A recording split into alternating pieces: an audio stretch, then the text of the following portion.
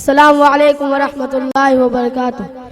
بن دیکھے محمد پر قربان زمانہ ہے، بن دیکھے محمد پر قربان زمانہ ہے، جس کو بھی دیکھا ہے وہ ان کا دیوانہ ہے، بن دیکھے محمد پر قربان زمانہ ہے، روزہ ہے جو آقا کا جنت کا وہ ٹکڑا ہے، روزہ ہے جو آقا کا۔ منزل مقصود یہ ایمان رکھتے ہیں،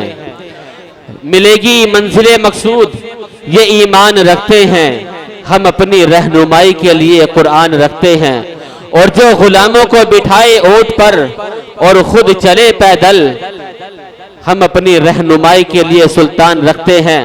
وفاداری وطن سے ہو یہی اسلام کہتا ہے، وفاداری وطن سے ہو یہی اسلام کہتا ہے، ہم اپنے دل کے ہر گوشے میں ہندوستان رکھتے ہیں۔ حافظ محمد عادل سلمہ۔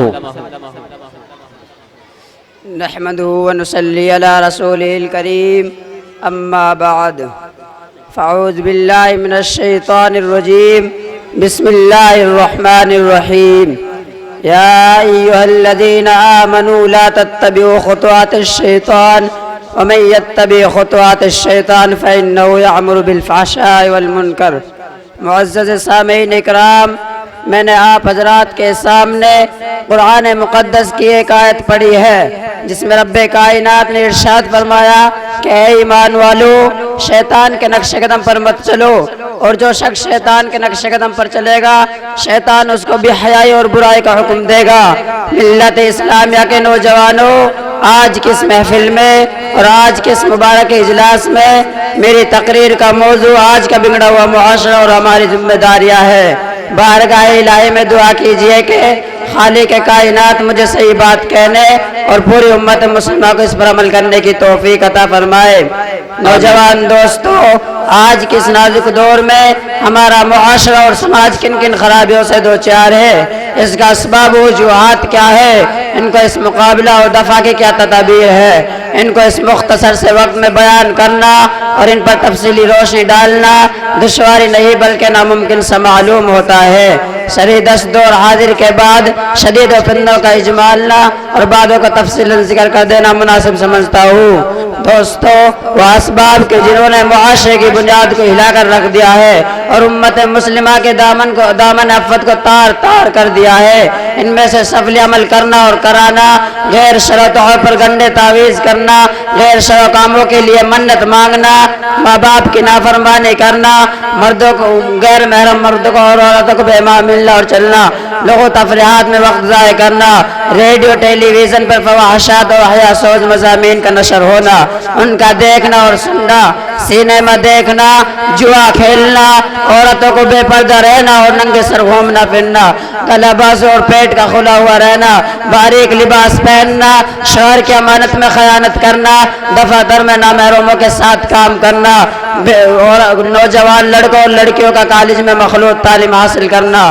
رشوت لینا اور دینا، سود لینا اور دینا، غیبت کرنا یا سننا، سینما دیکھنا یا سینما دیکھنا یا سننا، تصاویر کا دیکھنا یا دیواروں پر لگانا، شادی میں روپے پیسے نمائش کے لیے خرچ کرنا، الغرض بہت سی خرابیاں جو ہمارے معاشرے میں جاری و ساری ہے۔ محترم حضرات، ایک واقعہ ہے، واقعہ یہ ہے کہ رمضان المبارک کی بات ہے، افطاری سے کچھ دیر پہلے ماں اپنی بیٹی سے کہتی ہے کہ آؤ افطاری کی تیاری میں میرا ہاتھ بٹاؤ۔ بیٹی جواب دیتی ہے کہ امی جان مجھے تو ٹی وی پروگرام دیکھنا ہے، اس کو دیکھنے کے بعد کام کروں گی۔ یہ کہہ کر بیٹی چھت پر چلی جاتی ہے۔ کمرہ میں ٹی وی رکھا ہوتا ہے۔ بیٹی ماں کے ڈر سے دروازہ بند کر لیتی ہے۔ ماں بیٹی کو آواز پر آواز دیتی ہے مگر وہ ایک نہیں سنتی۔ کافی وقت گزر جاتا ہے، گھر میں سب مرد بھی آ جاتے ہیں، افطاری سے بھی فراغت ہو جاتی ہے مگر اندر سے کوئی آواز نہیں آتی۔ ماں بیٹی کے دروازے کو کھٹکھٹاتی ہے، اندر سے کوئی آواز نہیں آتی۔ افطاری سے فراغت ہو جاتی ہے، اس کے باپ اور بھائیوں کو بلاتی ہے، وہ سب حاضر ہوتے ہیں اور لڑکے کو اٹھاتے ہیں مگر وہ نہیں اٹھتی۔ پھر وہی تدبیر برائے قال لائی جاتی ہے کہ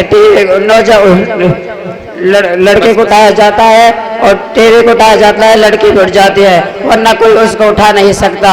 آخر کار ٹی وی کے ساتھ لڑکی کو دفن کر دیا جاتا ہے۔ جیسے ٹی وی کو گھر لانے چاہتے ہیں، لڑکی قبر سے باہر آ جاتی ہے۔